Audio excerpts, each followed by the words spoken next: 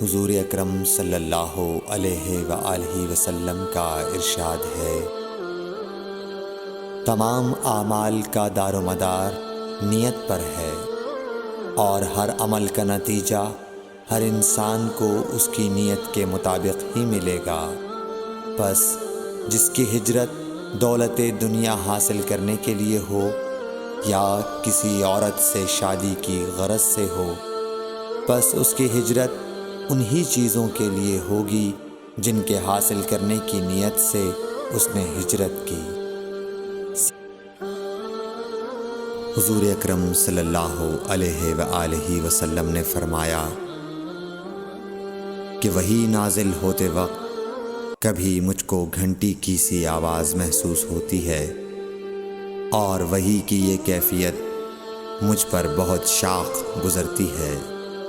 جب یہ کیفیت ختم ہوتی ہے تو میرے دل و دماغ پر اس فرشتے کے ذریعے نازل شدہ وحی محفوظ ہو جاتی ہے، اور کسی وقت ایسا ہوتا ہے کہ فرشتہ بشکل انسان میرے پاس آتا ہے اور مجھ سے کلام کرتا ہے، پس میں اس کا کہا ہوا یاد رکھ لیتا ہوں۔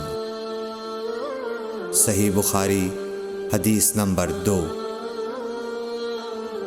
حضرت صلی اللہ علیہ وآلہ وسلم پر وحی کا ابتدائی دور اچھے سچے پاکیزہ خوابوں سے شروع ہوا۔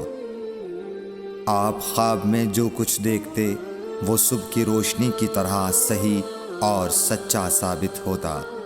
پھر من جانب قدرت آپ تنہائی پسند ہو گئے، اور آپ نے غار حرا میں خلوت نشینی اختیار فرمائی، اور کئی دن اور رات وہاں مسلسل عبادت اور یاد الہی و ذکر میں مشغول رہنے لگے۔ جب تک گھر آنے کو دل نہ چاہتا توشہ ہمراہ لیے ہوئے وہاں رہتے۔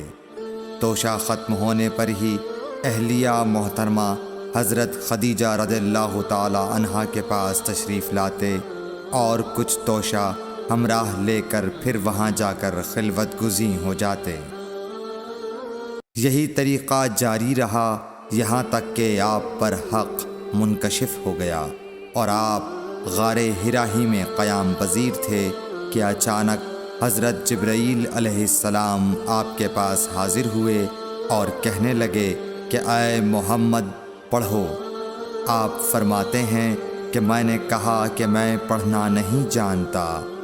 آپ صلی اللہ علیہ وسلم فرماتے ہیں کہ فرشتے نے مجھے پکڑ کر اتنے زور سے بھینچا کہ میری طاقت جواب دے گئی، پھر مجھے چھوڑ کر کہا پڑھو۔ میں نے پھر وہی جواب دیا کہ میں پڑھا ہوا نہیں ہوں۔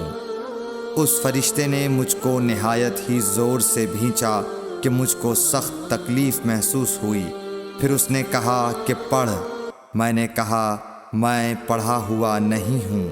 فرشتے نے تیسری بار مجھ کو پکڑا اور تیسری مرتبہ پھر مجھ کو بھینچا، پھر مجھے چھوڑ دیا اور کہنے لگا کہ پڑھو اپنے رب کے نام کی مدد سے جس نے پیدا کیا اور انسان کو خون کی پھٹکی سے بنایا۔ پڑھو اور آپ کا رب بہت ہی مہربانیاں کرنے والا ہے۔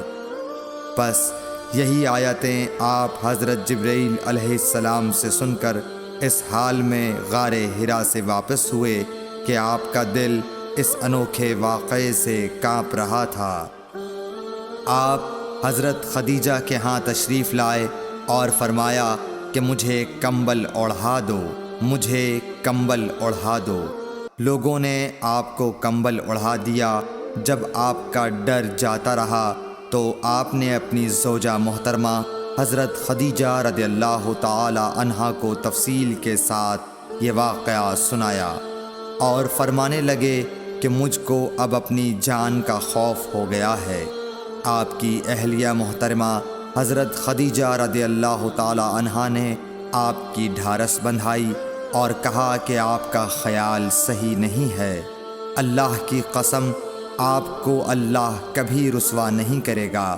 آپ تو اخلاق فاضلہ کے مالک ہیں، آپ تو کنبہ پرور ہیں، بے کسوں کا بوجھ اپنے سر پر رکھتے ہیں، مفلسوں کے لیے آپ کماتے ہیں، مہمان نوازی میں آپ بے مثال ہیں، اور مشکل وقت میں آپ امر حق کا ساتھ دیتے ہیں۔ ایسے اوصاف حسنہ والا انسان یوں بے وقت ذلت و خواری کی موت نہیں پا سکتا۔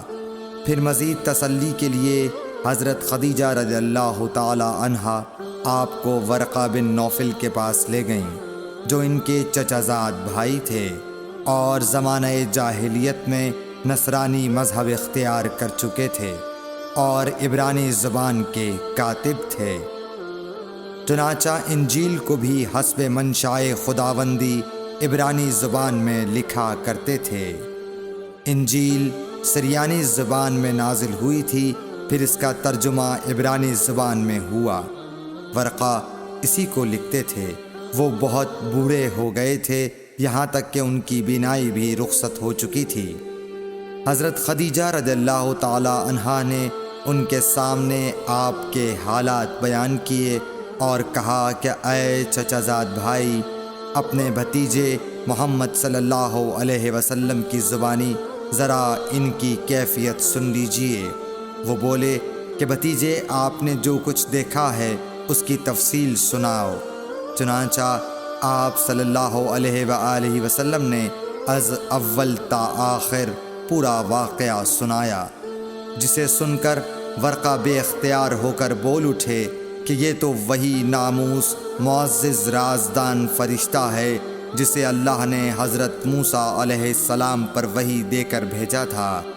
کاش میں آپ کے اس عہد نبوت کے شروع ہونے پر جواں عمر ہوتا، کاش میں اس وقت تک زندہ رہتا جب کہ آپ کی قوم آپ کو اس شہر سے نکال دے گی۔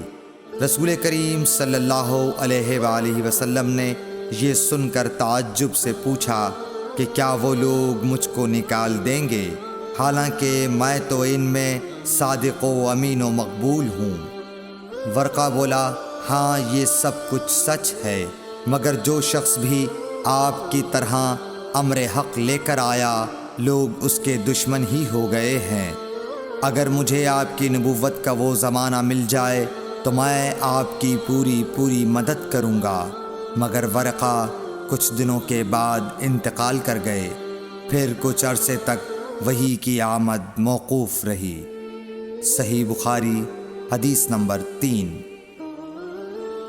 حضور اکرم صلی اللہ علیہ وآلہ وسلم نے وحی کے رک جانے کے زمانے کے حالات بیان فرماتے ہوئے کہا کہ ایک روز میں چلا جا رہا تھا کہ اچانک میں نے آسمان کی طرف ایک آواز سنی، اور میں نے اپنا سر آسمان کی طرف اٹھایا۔ کیا دیکھتا ہوں کہ وہی فرشتہ جو میرے پاس غار حرا میں آیا تھا، وہ آسمان و زمین کے بیچ میں ایک کرسی پر بیٹھا کی۔ اس وقت اللہ پاک کی طرف سے یہ آیات نازل ہوئیں، اے لحاف اوڑھ کر لیٹنے والے، اٹھ کھڑا ہو اور لوگوں کو عذاب الہی سے ڈرا، اور اپنے رب کی بڑائی بیان کر، اور اپنے کپڑوں کو پاک صاف رکھ اور گندگی سے دور رہ۔ اس کے بعد وہی تیزی کے حضور